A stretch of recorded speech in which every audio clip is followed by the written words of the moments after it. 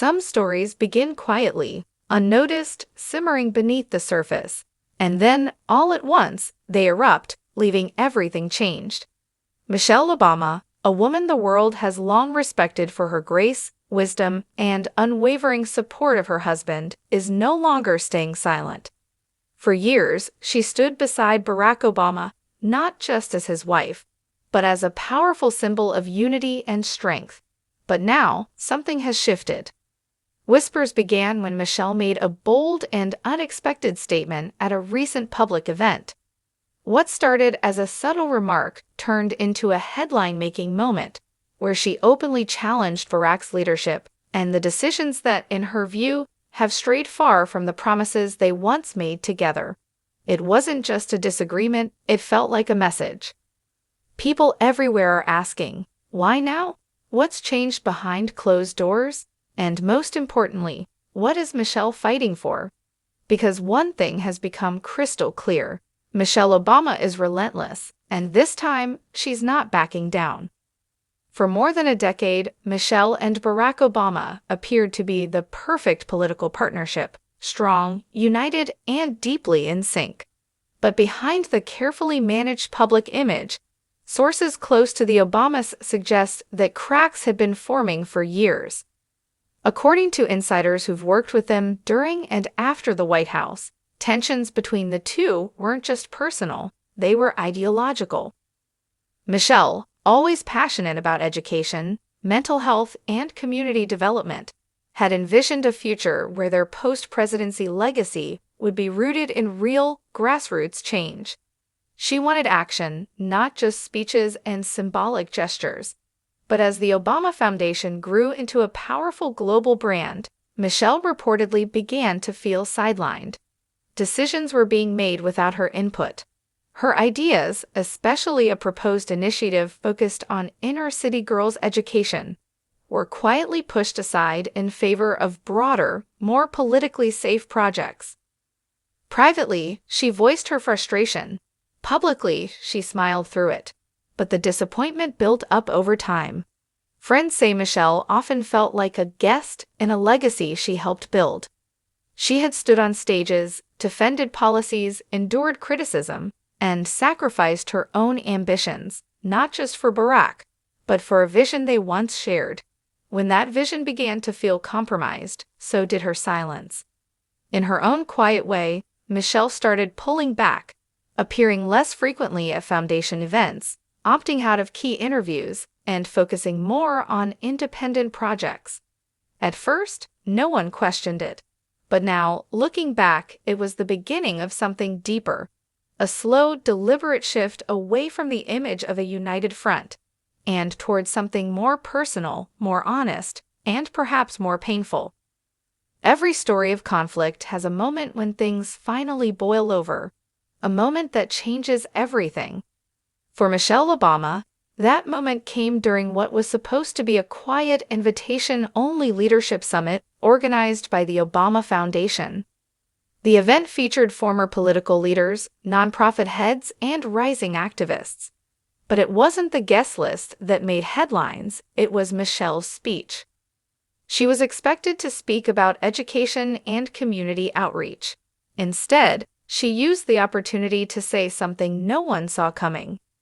Standing at the podium with a calm but steady tone, Michelle criticized what she called the increasing disconnect between political legacy and real-world impact. She didn't mention Barack by name, but everyone knew exactly who she was talking about. She spoke about promises made during their time in the White House, promises of hope, equality, and justice. And then she asked a question that stunned the room. When we say we're building a better future, who exactly is it better for? And who gets left behind while we polish the image of progress? It was bold, it was sharp, and it was very clearly a public challenge to the direction Barack had taken in recent years. The reaction in the room was tense. Some applauded, others stayed silent, unsure how to respond. Within hours, clips of her speech were circulating online, sparking debate and headlines around the world. For many, it was the first time they saw Michelle not just as Barack's partner, but as someone willing to question his decisions, openly and without apology. Insiders say that speech wasn't spontaneous. It had been building for months, maybe even years. Michelle had reached a point where staying silent felt like complicity. She didn't want to attack Barack. This wasn't personal revenge. It was about reclaiming her voice, her identity, and her values. But whether she intended it or not, that moment drew a clear line in the sand. And the world began to see what was once unimaginable: a divide between Michelle and Barack Obama, not just as individuals, but as leaders on very different paths. The fallout from Michelle Obama's speech was immediate and deeply polarizing. Within hours, social media was flooded with reactions. Hashtags trended globally. Pundits on news panels scrambled to unpack what had just happened. Had Michelle just called out her own husband in public? Or was this a carefully crafted message to highlight a broader problem in post-presidency politics? For some, Michelle's bold stance was refreshing. Supporters praised her for breaking away from the polished, rehearsed image of political unity and speaking with raw honesty. To them, she wasn't attacking Barack, she was holding him accountable. Many women, in particular, resonated with her words, saying they had often supported someone else's dream while their own ambitions were sidelined. Michelle, in that moment, became a symbol of standing up, not just against a person, but against a system that quietly asks women to stay quiet once the cameras are off. But not everyone was impressed. Critics called it a betrayal. Some questioned her timing, asking why she would speak out now, years after Barack had left office. Others accused her of damaging the very legacy they had spent decades building together. Right-wing commentators used the moment to stir division, while some Democrats nervously distanced themselves, worried about the impact on the Obama name. Then came the think pieces, the podcast debates, the political satire. Every word Michelle had said was dissected. Every glance between her and Barack at their next public appearance was analyzed. Was he cold? Was she avoiding him? Were they pretending for the cameras? Suddenly, the Obamas were no longer just former president and first lady. They had become the center of a storm, one that blurred the lines between personal and political, between truth and perception.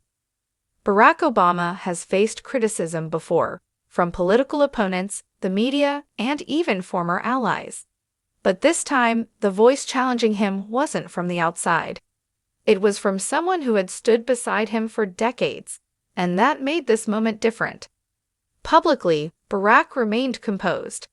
A few days after Michelle's controversial speech, he gave a carefully worded statement at a scheduled foundation event.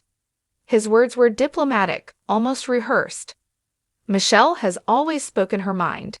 It's one of the things I've admired most about her since the day we met. We may not always agree on every detail, but her passion and dedication to the causes she believes in are undeniable. That hasn't changed, and it never will. It sounded respectful, mature, presidential, but behind the scenes, things were reportedly far less calm. According to anonymous sources close to the couple, Barack was blindsided by the tone of Michelle's remarks. He had known she had frustrations, but he didn't expect her to go public, especially in a way that seemed to question not just his leadership, but his integrity. One source described his mood as quietly furious. Another said he felt betrayed, not because Michelle had disagreed with him, but because she had taken what had always been a private conversation and made it a public confrontation. There were also signs that all was not well between them. At their next joint appearance, a charity gala, Michelle and Barack barely interacted. They smiled for photos, stood side by side, but the warmth that usually radiated between them seemed absent. Observers noted the tension. Body language experts chimed in, analyzing every glance, every pause. Still, Barack chose not to escalate. He didn't retaliate. He didn't call her out. Instead, he did what he's always done best, controlled the narrative. He appeared calm, in charge, above the noise. But even as he tried to maintain the image of stability, there was one truth he couldn't escape. Michelle's words had landed, and people were listening. Not just to her message, but to the silence between the two of them. A silence that said more than any speech ever could. While the media speculated and the political world whispered, Michelle Obama didn't flinch. She didn't backpedal, apologize, or try to clarify her words. In fact, she did the opposite. She leaned in. Her message wasn't a one-time outburst. It was the beginning of something she had been holding in for far too long. And now that she had spoken, there was no going back. In the weeks that followed the summit speech, Michelle began to appear more frequently in public. But this time, not as the supportive wife of a former president. She was now standing on her own platform, speaking with renewed intensity about the issues closest to her: underserved communities, educational inequality, mental health access, and the systemic silencing of women's voices in leadership, even within the most progressive spaces. She didn't need to attack Barack directly. She didn't have to. Her message was bigger than one man. It was about a system she felt had failed too many for too long, including her. At one major event in Chicago, Michelle's hometown, she delivered what many began calling her